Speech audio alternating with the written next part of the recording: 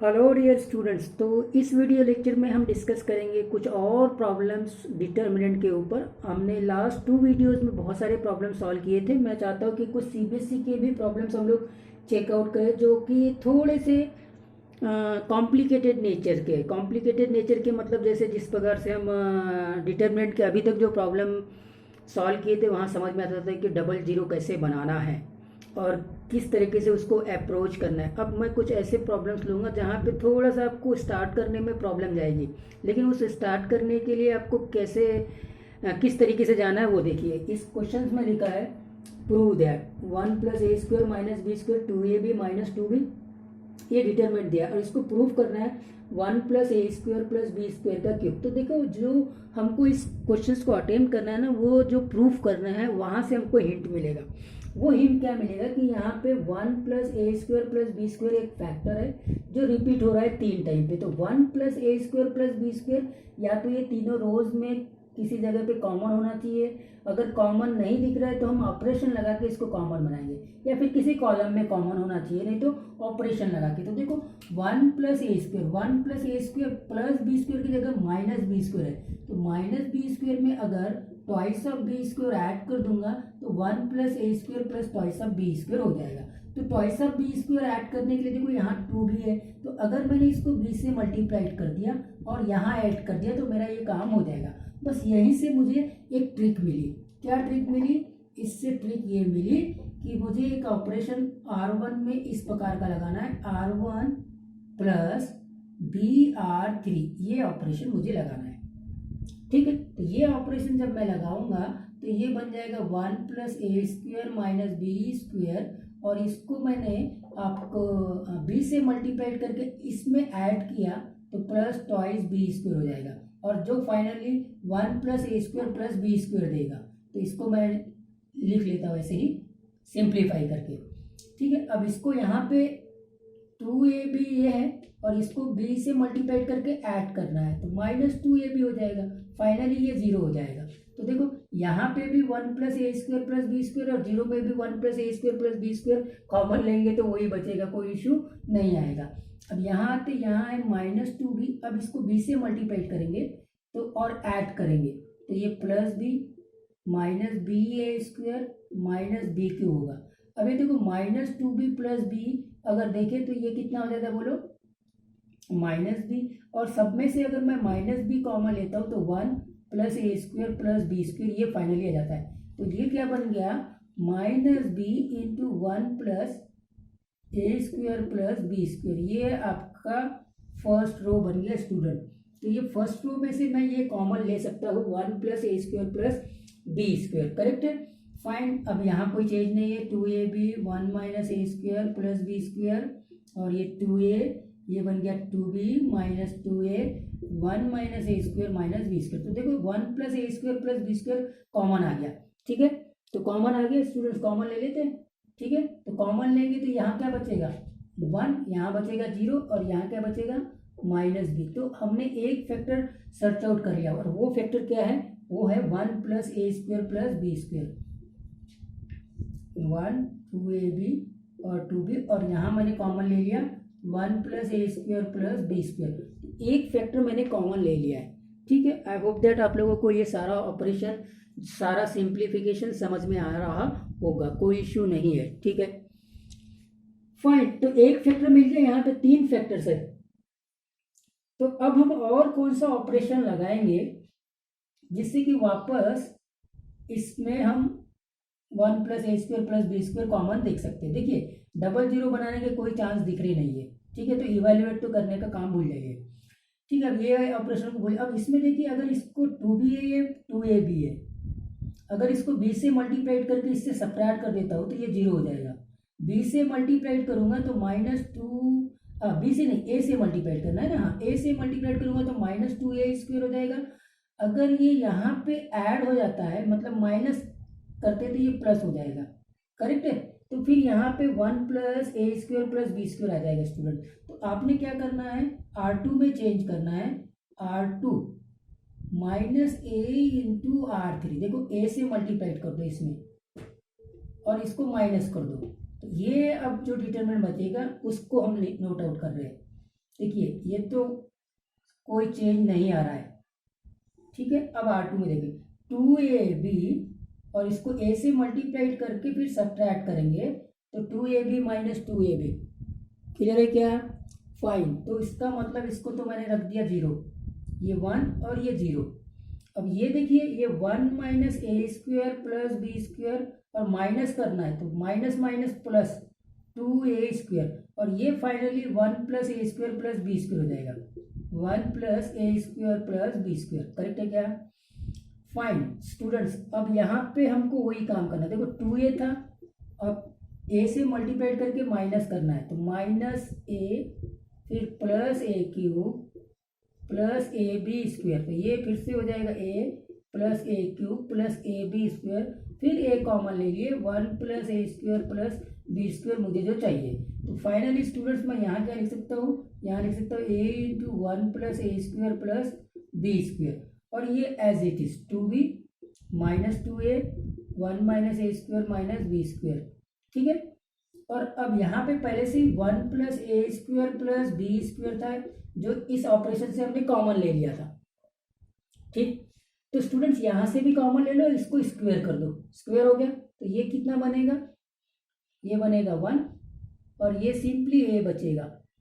I hope that ये operation भी clear हुआ होगा, आप उसी प्रकार से नोट करेंगे। तो अब देखिए 1 plus A square plus a b square का स्क्वायर तक के हम लोगों ने इसको सॉल्व कर लिया है। अब क्या कर सकते हैं, आप इसको इवेल्युएट कर सकते हैं। इवेल्युएट करने के लिए आप जा सकते हैं, क्योंकि ऑलरेडी एक जीरो तो बना हुआ है, 2 जीरो बनने के चांसेस एक ही रो में बन रहे नहीं है, हाँ 2 जीरो बनने के चांसेस नहीं बन रहे, तो बेहतर है आप इसको इवेल्युएट कर लीजिए। इवेल्युएट कर लेते हैं, पहले तो 1 प्लस ए स्क्वायर प्लस बी स्क्वायर का स्क्वायर आ गया, और डेफिनेटली जब आप इवेल्युएट करेंगे तो वो उतना ही आएगा। अब इवेल्युएट करने के लिए 1 इंटू, तो 1 इंटू करेंगे तो ये हो जाएगा 1 माइनस ए square minus B square, correct, 1 minus ए स्क्वायर माइनस बी स्क्वायर, और ये माइनस होके प्लस बन जाएगा प्लस 2a स्क्वायर, ठीक है क्या, ये चीज़ मिलेगी। उसके बाद में जो जीरो से मल्टीप्लिकेशन वाला है वो टर्म खट गया, फिर बचा लास्ट में minus b first row first third column को जोड़ दीजिए तो ये तो जीरो हो गया, ये हो जाएगा minus 2b, simply minus 2b। Students आपको बात समझ में आ गई, इवेल्युएट आसानी से हो गया, 1 प्लस ए स्क्वायर प्लस बी स्क्वायर का स्क्वायर, और ये हो जाएगा 1, ये प्लस ए स्क्वायर हो गया, ये हो गया माइनस बी स्क्वायर, और ये हो गया plus 2b square. I think that minus B square plus B square कितना हो गया, प्लस बी स्क्वायर, और ये फाइनली 1 प्लस ए स्क्वायर प्लस बी स्क्वायर का क्यूब। तो देखिए ये थोड़ी सी कॉम्प्लिकेटेड प्रॉब्लम से लिखने में ही समस्या जाती है, तो आई होप दैट आप लोगों को यहाँ पे कोई भी इश्यू नहीं जाएगा। मैंने जिस प्रकार से ऑपरेशन बताया है आप उसको एक एक तरीके से फॉलो करिए।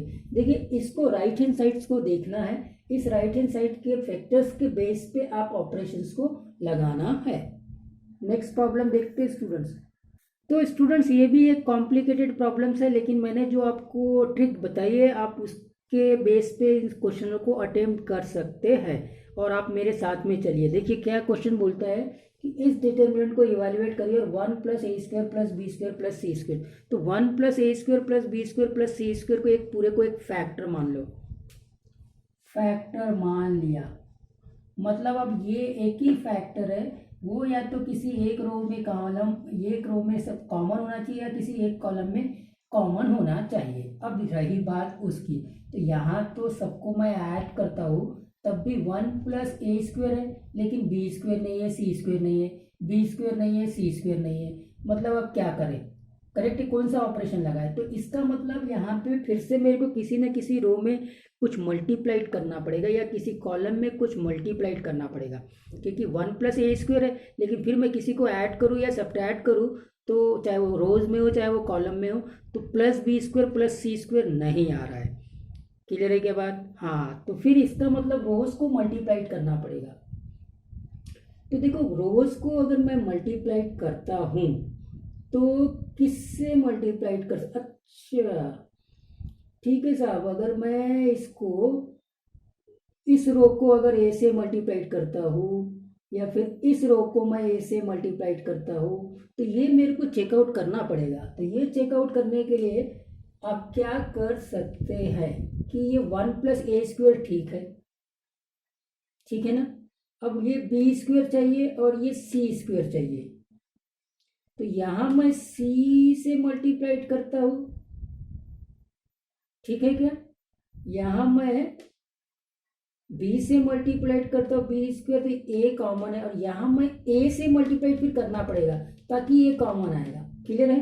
करेक्ट करेक्ट करेक्ट करेक्ट, इसको b से मल्टीप्लाइड करना है। तो R2 में चेंज हो रहा है b R2 से, और इसको मुझे c से मल्टीप्लाइड करना पड़ेगा, तो R3 में चेंज हो रहा है c R3 से, लेकिन अभी ये a होने के कारण से इसको भी मुझे a से मल्टीप्लाइड करना पड़ेगा, मतलब R1 में भी चेंज करना पड़ेगा a से मल्टीप्लाइड करके। तो स्टूडेंट्स अब ये ऑपरेशन मेरे को उस फैक्टर को देखने के कारण से समझ में आया। तो ओवरऑल अब मेरा जो ऑपरेशन है कि R1 में चेंज हो रहा है a से मल्टीप्लाइड करके, R2 में चेंज हो रहा है b से मल्टीप्लाइड करके, और R3 में चेंज हो रहा है c से मल्टीप्लाइड करके, क्योंकि मुझे ये b² और c² लाना था।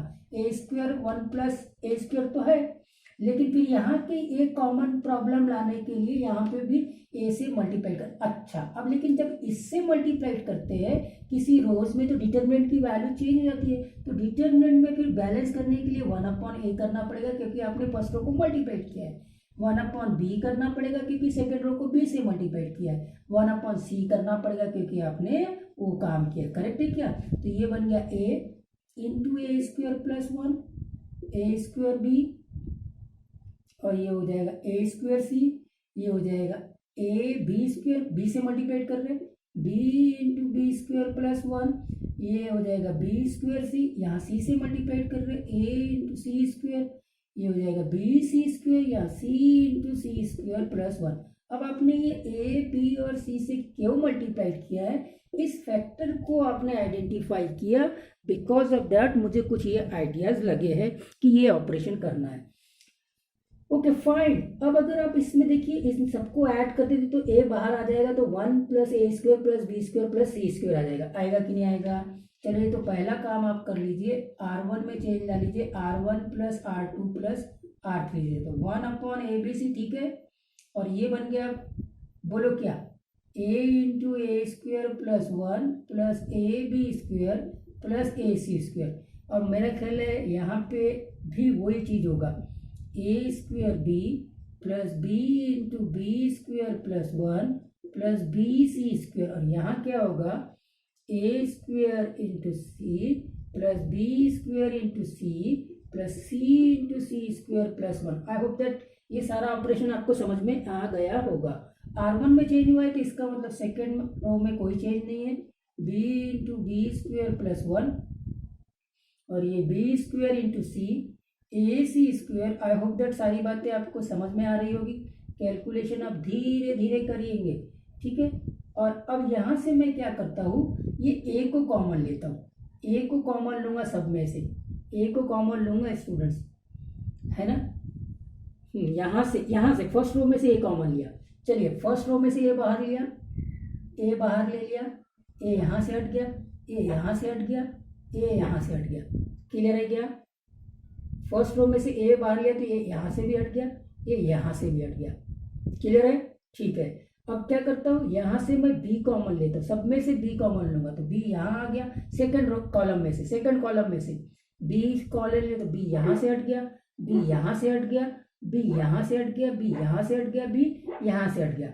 और अब मैं क्या करता हूँ, यहाँ से c कॉमन लेता हूँ, c यहाँ से हट गया, c यहाँ से हट गया, c यहाँ से हट गया, c यहाँ से हट गया, कॉलम में से ले रहा हूँ, c यहाँ से हट गया, तो ये ABC वापस कट के 1 आ गए। और अब आपको बात समझ में आ गई, कोई इश्यू नहीं है स्टूडेंट्स। अब आपने क्या करना, ये पूरा वही चीज आ गया, 1 + a² + b² + c²।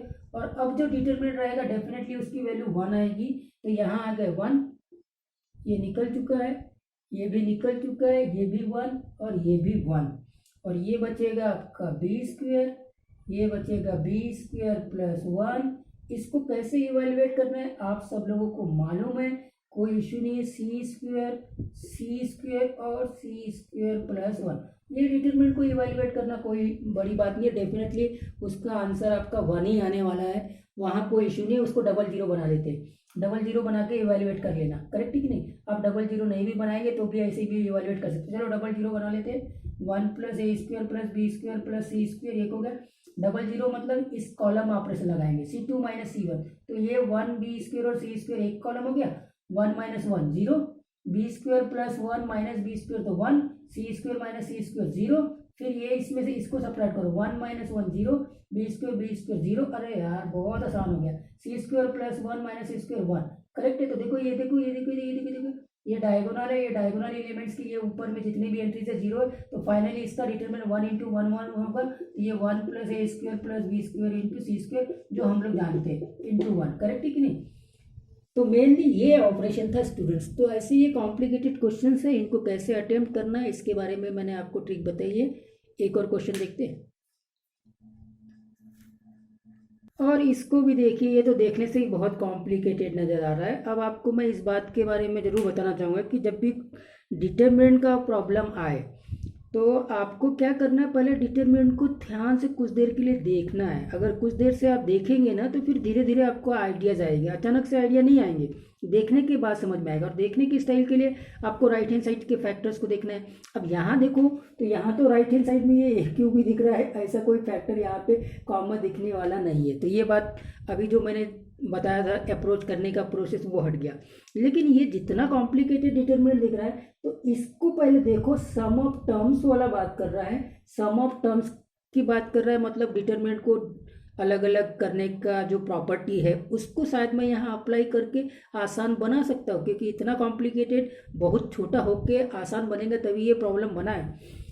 हाँ तो देखेंगे यहाँ पे, यहाँ देखो 1 2 3, यहाँ देखो 1 3 6, यहाँ देखो 1 2 3 1 2 3, करेक्ट। तो एक काम करो, इसको पहले दो भागों में बांट ही दो, तो ये हो जाएगा स्टूडेंट्स A 2A 3A, पहले इसी को देखा मैंने, तो ये बनेगा A 3A और 6A, एक बन गया। ये एज इट इज, ये अभी as it is 4A plus 3B plus 2C, वो काम आ गया मेरे को प्रॉपर्टी, ये एज इट इज, हाँ एज इट इज। और दूसरा डिटरमिनेंट क्या बनेगा बोलो, A 3A जो कि A 2A और 3A, और फिर ये बना B 2B और 3B, और ये डिटरमिनेंट पूरा 0 बन जाएगा। A प्लस B, मतलब अब छोटे छोटे होते जा रहे हैं, 4A 3B 2C 10A plus 6B plus 3C, तो ये डिटरमिनेंट 0 हो गया, क्योंकि यहाँ से A कॉमन लेंगे ना, यहाँ से A कॉमन लेंगे तो ये 1 2 3 बचेगा, यहाँ से B कॉमन लेंगे तो ये भी 1 2 3 बचेगा। दो कॉलम आइडेंटिकल है, फाइनली ये डिटरमिनेंट जो है वो 0 में विलीन हो गया, खत्म हो गई बात ये। अब इसमें भी आते हैं, अब इसको इवेल्युएट करते हैं, तो ये 0 हो गया, कोई इशू बिल्कुल नहीं। अब इसमें आते हैं, देखो यहाँ पे 1 2 3 है, यहाँ 1 3 6 है, 1 3 6। अब यहाँ पे जरा ध्यान देते हैं कि इसको अगर मैं तोड़ता हूँ तो ये क्या होगा, ये होगा 1 4 10, लेकिन यहाँ देखो 1 3 6 1 3 6 आ रहा है स्टूडेंट, 1 3 6, तो यहाँ से मुझे 3 डिटरमिनेंट मिलेंगे। तो एक तो हो गया A 2A 3A A 3A 6A, एक बनेगा A 4A और 10A, एक डिटरमिनेंट ये हो गया, 3 डिटरमिनेंट बनेंगे यहाँ पे, A 2A 3A A 3A 6A, और दूसरा बनेगा B 3B और 6B। तो ये 1 3 6, ये 1 3 6, A कॉमन है बाहर आ गया, B कॉमन है बाहर आ गया, मतलब ये डिटरमिनेंट तो 0 में विलीन हो गया। तीसरा डिटरमिनेंट बनाना बाकी है, ठीक इजीली। अब तीसरा डिटरमिनेंट में आते हैं, तीसरा डिटरमिनेंट बनेगा A 2A 3A, ये बना A 3A 6A, और लास्ट में C 2C और 3C। अब यहाँ पे भी देखिए 1 2 3 1 2 3, CC बाहर आ जाएगा, A बाहर आ जाएगा, 1 2 3 दो कॉलम्स आइडेंटिकल है, ये भी 0 हो गया। फाइनली तुम्हारे पास में ये एक ही बच गया, और इसको इवेल्युएट करना कोई इश्यू नहीं। देखो यहाँ से भी A कॉमन लिया, फिर सेकंड रो में से भी A कॉमन लिया, फिर थर्ड रो में से भी ए कॉमन लिया, ए क्यूब आ गया, तो यहाँ बचा 1 1 1, यहाँ बचा 2 3 4 और यहाँ बचा 3 6 और 10। और इसको तो आप कैसे भी इवेल्युएट कर सकते हैं, डबल जीरो लेंगे तो डेफिनेटली ये 1 आएगा, फाइनली ये ए क्यूब आ जाएगा। इसको कैसे इवेल्युएट करना है, 2 जीरो कैसे बनाना है, ये शायद अब मेरे बताने की ज़रूरत नहीं है, आप उसको कर सकते हैं। तो स्टूडेंट्स देखा ये कॉम्प्लिकेटेड क्वेश्चंस जो डिटर्मिनेंट के, उनको हम कैसे कर सकते हैं। अब मैं नेक्स्ट वीडियोस में इसमें जो जेई मेंस या एडवांस में जो क्वेश्चंस रिपीटेडली पूछे जाते हैं डिटर्मिनेंट में, या फिर उन क्वेश्चनों को कैसे सॉल्व किया जाता है जो प्रीवियस ईयर में आ चुके हैं, उनको चेकआउट करूँगा, ठीक है।